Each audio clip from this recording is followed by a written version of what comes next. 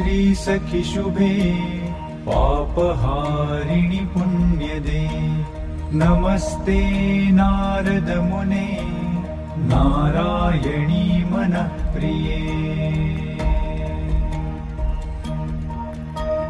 तुलसी श्री सखी शुभे पापहारिणि पुण्यदे नमस्ते नारद मुने नारायणी मनः प्रिये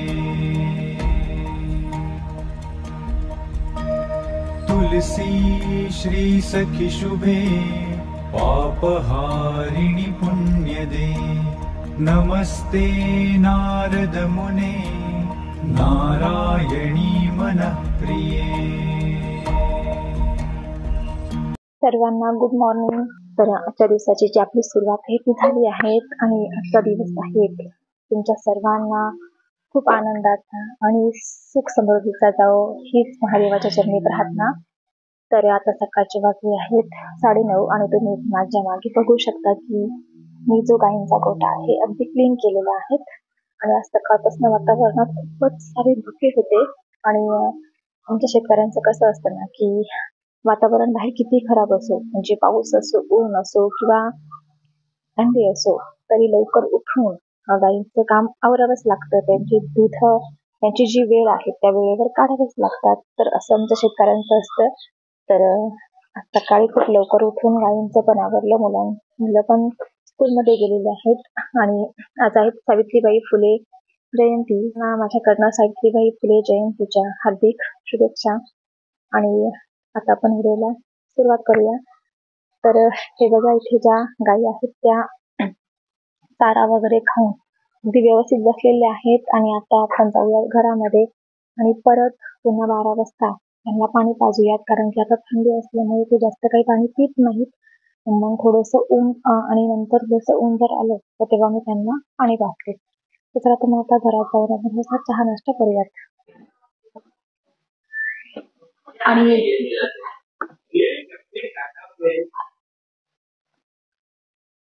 आणि हे बघा आपण थोडासा आता चहा नाश्ता करून घेऊयात आणि मग मी तुमच्याशी बोलते।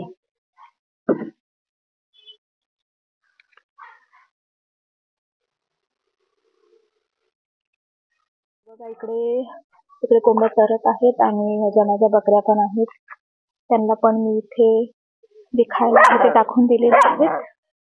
हे बघा आणि इकडे बघा हा आमचा छोटासा टॉमी तो इथे भुकत आहे कारण त्याला बांधलेला आहे। कारण की हा जो टॉमी आहे तुम्ही आमचा पहिला जो कुत्रा आहे तो बघितलाच असेल ब्लॅक कलरचा आणि हा जो आहे तो आता एक 10 दिवस झाले असेल। तर माझ्या मिस्टरांना आणि माझ्या मुलीला रस्त्याने भेटला मग ते घेऊन आले आणि म्हटलं त्याला तर मग आपण त्याला सांभाळूयात। हे बघा पण त्याला जर असं मोकळं सोडलं ना तो लगेच घरात जातो आणि मग तोंड घालतो। मग त्याला खायला देते आणि इथे बाहेरच बांधून ठेवते असं। हे बघा उन्हामध्ये बांधलेले अगदी आणि बकऱ्यांना पण सकाळी त्यांचं जे फीड आहे ते फीड दिलं होतं आणि आता पण जो शौरीचा पाला आहे तो शौरीचा पाला त्यांच्या पुढे टाकलेला आहे।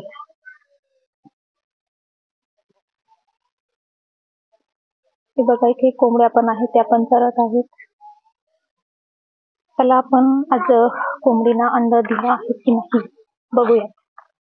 रोज देतीच ते अंड पण आज पण तुम्हाला मी दाखवते। इथे शेतामध्ये आम्हाला मेथी घास टाकायचा आहे मेथी घास आणि दशरथ घास दोन्ही पण टाकायचे आहेत बकऱ्यांसाठी। त्याचं जे बी आहे ते आणलेले आहे घरात पण टाकण्यासाठी वेळच भेटत नाही कारण की माझे मिस्टर आहेत ते ड्युटीवर जातात। आता नाईट चालू आहे त्याने नाईट करून आलेले आहेत आणि मग ते घरात येऊन झोपतात। हा थोडीफार सकाळी कामे करू लागतात पण नंतर ते झोपतात। तर मग त्याच्यामुळे या कामाला आमचा काही हात लागला जात नाही कारण की अधूनमधून मग दुसऱ्या मळ्यामध्ये जाऊन गव्हाला पाणी वगैरे भरावं लागतं मकाला पाणी भरावं लागतं। तर इतकी सगळी कामे असतात तर एकट्या माणसाकडनं शक्य नाही होते कारण ड्युटी पण करणं घरी पण येऊन कामे करणं आणि मला पण तुम्ही बघत असं गायींचं काम असतं। तर आता बघू केव्हा वेळ भेटतो तेव्हा आपण त्यात मेथी घास आणि जो दशरथ घास करणार आहोत तुम्हाला तो पण व्हिडिओ तुमच्यासोबत मी शेअर करेल। आणि हा बघा इथे आलाय आमचा जो पहिला ब्लॅक कलरचा जो कुत्रा आहे तो त्याला कोणीतरी दगड मारलेला आहे आणि तो लंगडा झालाय. त्याचा पाय बघा वरती उचललेला आहे त्यांनी.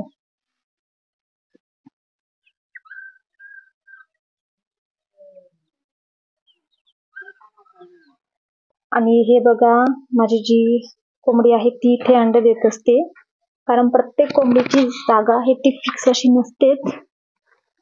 हे बघा, हे दिसलं तुम्हाला? तर ह्या अशा एका फिक्स ठिकाणी अंडा देतच नसतात. त्यांच्या एक वेगळ्या जागा असतात, त्या वेगवेगळ्या जागेवर ते अंडे देतात. तर हे बघा, आता आपण याला घरात घेऊन जाऊयात.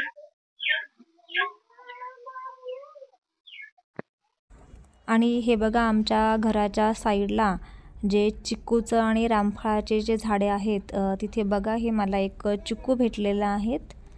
किती मोठा असा चिक्कू आहेत आणि वरती झाडावरती खूप सारे चिक्कू आलेले आहेत, पण मग ते कच्चे आहेत. आणि मग एखादा चिक्कू जर पिकला तर तो खाली पडत असतो आणि तो चिक्कू मग कोंबड्या खायच्या आत उचलून घ्यावा लागतो. चला मग आता हा आपण चिक्कू घेऊन घरात जाऊया. आणि हे बघा मित्रांनो, इथे एक मोठं असं रामफळ पण पडलेलं आहेत, कारण की बहुतेक झाडावरचे जे रामफळ आहेत ते आता हिरवे आहेत, पण मग हे एक रामफळ पिकलेलं आहेत आणि ते खाली पडलेलं आहेत. हे बघा,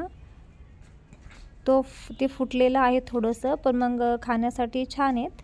हे बघा किती मस्त रामफळ आहेत. चला तर मग आता आपण हे रामफळ आणि चिक्कू आहेत ते घरात घेऊन जाऊयात. आणि हे बघा, वरती रामफळं आहेत, पण मग ते सर्व रामफळं जे आहेत ते हिरवे आहेत, अजून पिकलेले नाही आहेत. आणि इकडे बघा हे चिक्कू पण आहेत. आणि हे बघा, इकडे चिक्कू पण भरपूर सारे आलेले आहेत, पण मग ते थोडे वरती आहेत, तर मग ते आता वरती जाऊन तोडावे लागतील.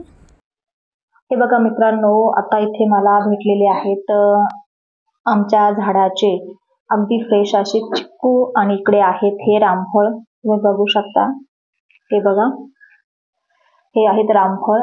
अगदी छान असं खायला लागतं, पण मग प्रॉब्लेम हा आहे की मला रामफळ आवडत नाही. आता हे रामफळ जे आहेत ते माझ्या घरामध्ये माझे मिस्टर किंवा मुलं खाऊन घेतील, तर आपण खाऊयात हा चिक्कू. तर कमेंटमध्ये मला नक्की सांगा की रामफळ कोणाकोणाला आवडतं ते, कारण मला तर आवडत नाही. मी सीताफळ वगैरे इतर फळ खाते, पण रामफळ नाही खात, मला आवडतच नाही.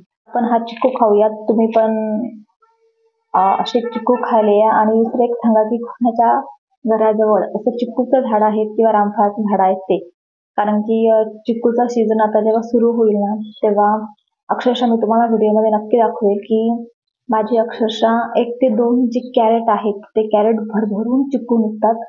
आणि मग मी विकत वगैरे काही नाही, असेच जवळपास इकडे तिकडे वाटून देते. चिक्कू पिकले का तोडून घरात आणून, पिकले का मग वाटून देते. तसं मग रामफळ मग खातो.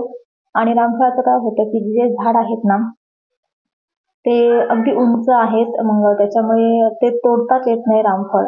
आणि मग ते पिकलं की खाली पडून जातं, आणि खाली पडल्यावर चांगलं असेल तर खातो, नाहीतर मग ते खराब झालेलं असतं. कारण की जे रामफळाचं झाड आहे तुम्ही आता बघितलं असेल खूपच उंच आहेत, आणि असं होतं की रामफळाला अगदी उंचावरच रामफळ येतात, मग ते तोडता अजिबातच येत नाहीत.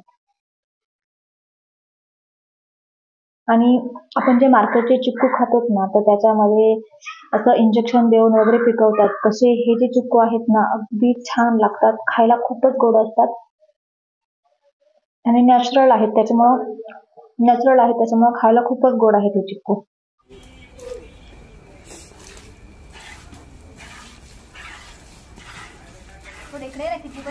झूम केलेले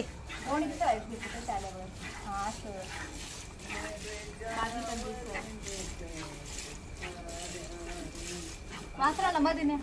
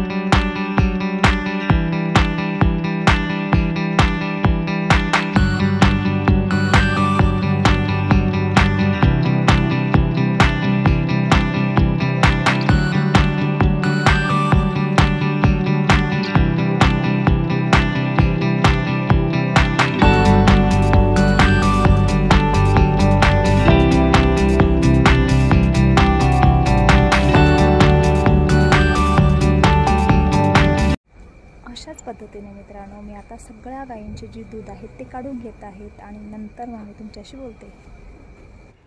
आणि आता आपले इथे सर्व गायींचे दूध जे आहेत ते काढून झाले आहेत. आता ह्या छोट्या वासराला पण दूध प्यायला सोडत आहेत मी.